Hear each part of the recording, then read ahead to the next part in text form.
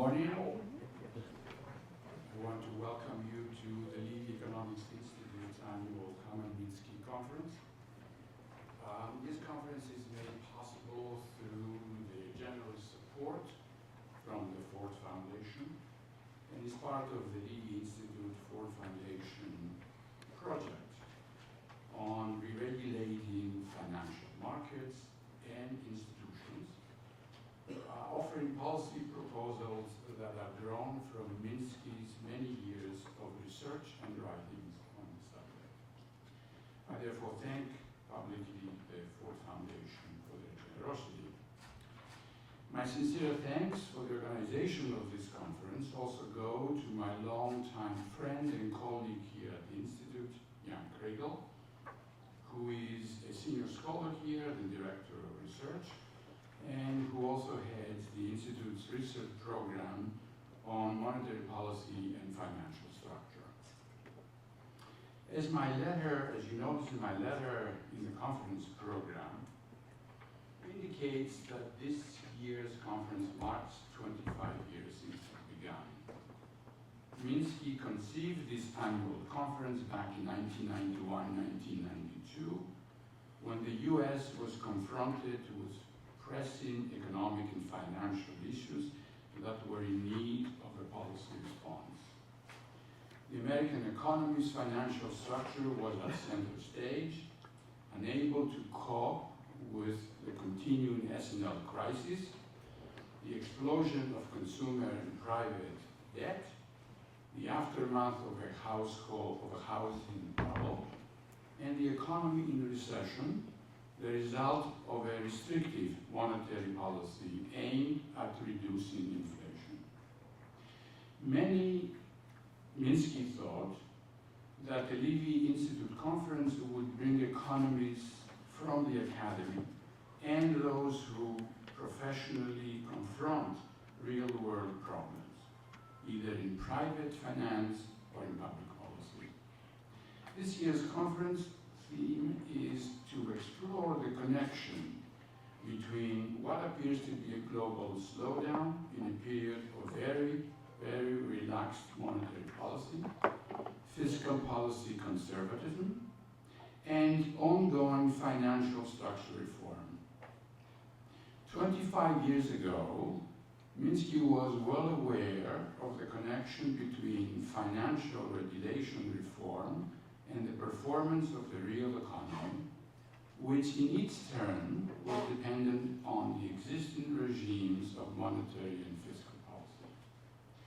He was known for advocating big roles for both government, that is fiscal policy, and central bank, that is monetary policy, and an efficient financial structure that would ensure the economy's capital development. Having carefully studied previous periods of economic downturns and crises, he was concerned of the dire consequences of not fixing that which was in need of fixing. In his mind, the financial structure in the United States needed fixing, and choosing the design of policies to fix it was crucial.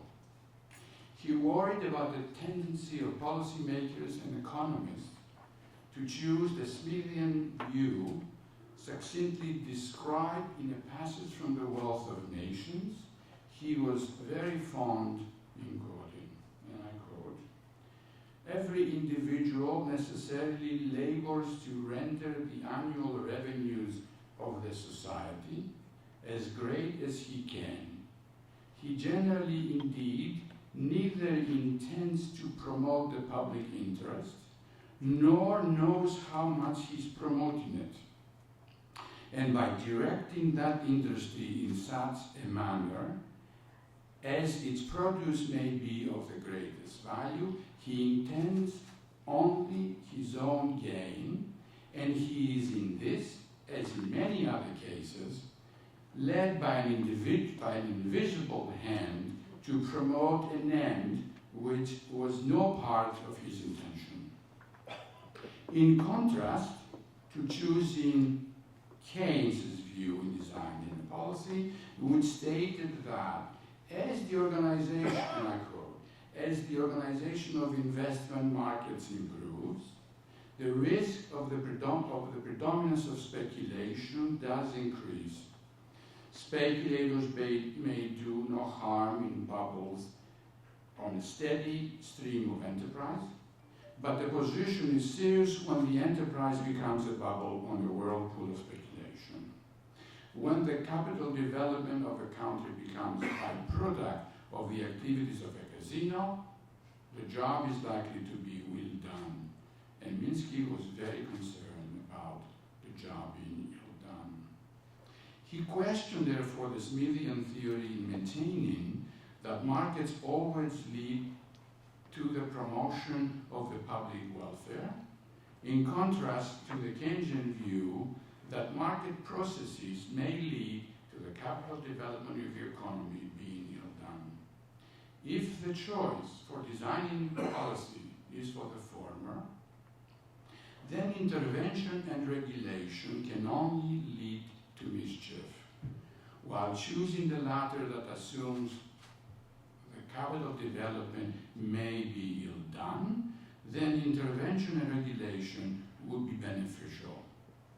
Minsky, as of course those of you who have followed his work, know he was a Keynesian, and what he proposed and advocated was derived from Keynes. His mission was to offer an alternative policy for the modern financial capitalist economy. His views diverged from the well-known Keynesian mainstream prescriptions that emphasize fine-tuning of aggregate demand, promoting investment, and instituting welfare statism to provide a safety net. In his writings, he emphasized that fine-tuning is impossible, that relying on investment-led growth to promote rising living standards generates destructive instability and inflation, and finally, that welfare institutionalizes unemployment. His alternative strategy relied on consumption, employment, and the use of institutions and regulations to constrain financial and economic instability. Observing the evolving financial structure, Minsky was concerned with the transformation of the traditional banking system into becoming a highly levered financial system that was fragile and constituted primarily of non-banking institutions, including mutual funds, pension funds, and other shadow banking funds. These funds, Minsky maintained, need to be managed, and the managers of these funds, who presumably operate in the interest of their owners and beneficial owners, have also their own interests. They are hungry for higher returns, and with more and more monies available for placement, they outgrow the traditional high-quality stocks and bonds portfolios. As we have seen, and as Minsky predicted, managers of these funds became buyers of specialized instruments, such as mortgage-backed securities and other high-leveraged securities. The results of the explosion of such instruments, together with the gradual adoption of the Smithian view of the infallibility of markets by the central bank and private banking institutions, created a self-regulated financial system which culminated in the great global financial crisis of 2007 and 2008, from which many countries have yet to recover. The crisis forced the United States Congress to get to work on reforming Wall Street by proposing new rules and regulations for financial institutions and giving enhanced responsibilities to the Federal Reserve through the passage of the Dodd-Frank Wall Street Reform Act. Similarly, financial reforms have taken place in Europe and elsewhere, but a lot more work is needed with respect to the global integration and regulatory harmonization and the required policy coordination that will reverse the trend toward fragmentation. In general, however, what we observe is that the eagerness to fix what was broken has lost steam. To be sure, some important regulatory changes have been put in place, including the Volcker rule aiming at prohibiting banks' proprietary trading, the requiring big banks to submit living wills detailing resolution plans for regulators to follow should a bank fail so as to prevent the need for another TARP program, and finally the establishing of the Consumer Financial Protection Bureau at the Federal Reserve in an effort to prohibit misrepresentation in selling practices of risky financial products to inadequately inform consumers. But this is not all in terms of what the Consumer Financial Protection Bureau need to do. There's more work which involves the protection of consumers in an evolving world of faster and technologically sophisticated payments. Strong federal oversight is needed absolutely to ensure the safety, transparency, soundness, and access of the technology-guided payments system. Yet, even with implementation of many measures, many other important reform issues dealing with unregulated money manager funds, systemic and idiosyncratic risks of financial derivatives, and the too big to fail conditions of banks remain almost as they were before the global financial crisis occurred, raising the specter that the current structure may be unable to prevent a financial crisis from happening again. As Sheila Bayer recently said, the former FDIC chair, and I quote, "The regulators should take very, very seriously the fact that the public is still overwhelmingly skeptical of whether these reforms have fundamentally changed anything." Unquote. To be sure, there are voices from policymakers, particularly those of Thomas Koenig from the FDIC, and more recently of Neil Cascaris, the new president of the Minneapolis Fed and a key architect of Wall Street's 2008 bailout, calling for the breaking up of the largest U.S. lenders, which are still too big. Peter Eves of the New York Times recently reported that 4 U.S. banks have more than $1 trillion in assets, and 2 of them more than $2 trillion in assets. There are also, of course, the dissenting voices from the captains of the banking industry, as those coming from Jamie Dimon of J.P. Morgan, who recently argued in the annual letter to his bank's shareholders that, and I quote, "The U.S. financial services industry does not conform to simple narratives.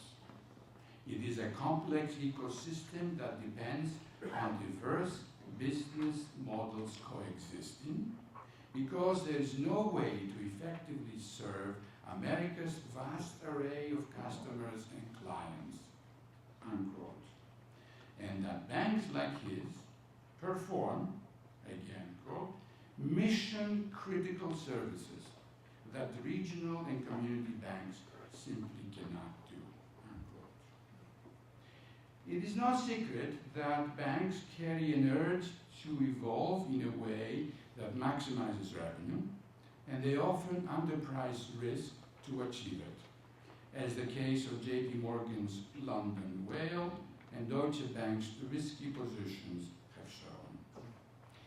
Banks, in concert with markets, quickly create newer, riskier, and more profitable products.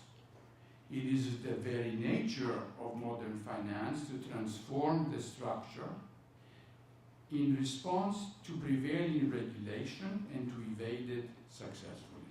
And this, I believe, will continue, notwithstanding the significantly large fines levied to banks for the sale of risky mortgage-backed securities, their money laundering activities, and colluding in the fixing of the LIBOR. Banks continuing risky practices fuel danger and instability in our economic system and will ultimately lead us to another financial crisis. The regulatory structure Minsky advocated must be constantly evolving and always be subject to sophisticated re-examination as the world of finance develops. The key role of banking is financing the economy's capital development, and this should also be the concern of the central bank. In his first interview since becoming president of the Minneapolis Fed, it is somehow or other quite appropriate for this conference to be quoting Mr. Constrain, he urged the Federal Reserve to work harder and do a better job in responding to the increasing economic anger for sluggish growth since the 2007-8 financial crisis. As reported in last November's American Value Survey, 72% of the people consider the United States economy to be still in recession, even though the Great Recession officially ended in 2009. Reflecting on this anger, some of the presidential candidates, who have heard, are advocating new barriers to protect U.S. industry. Trade barriers, as Minsky had said, can be a recipe for worsening the global slowdown.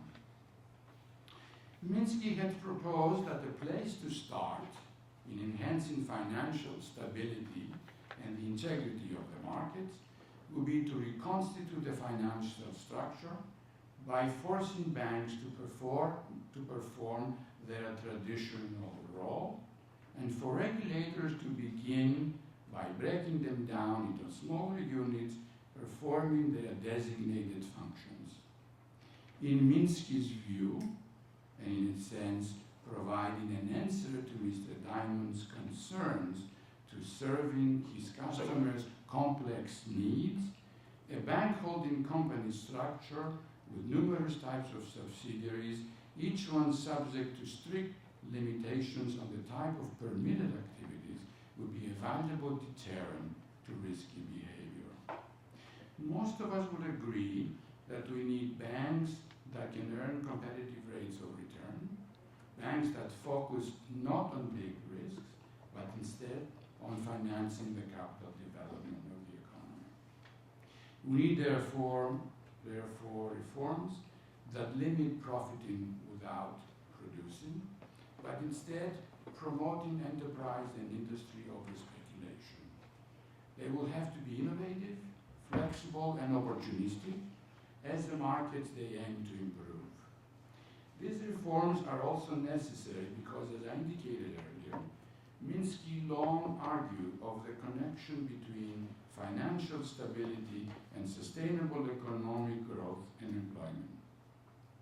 He would have been very concerned about policy increasingly turning to promoting investment for fueling economic growth, rather than relying on growing consumption financed out of growing household incomes that were stabilized by full employment.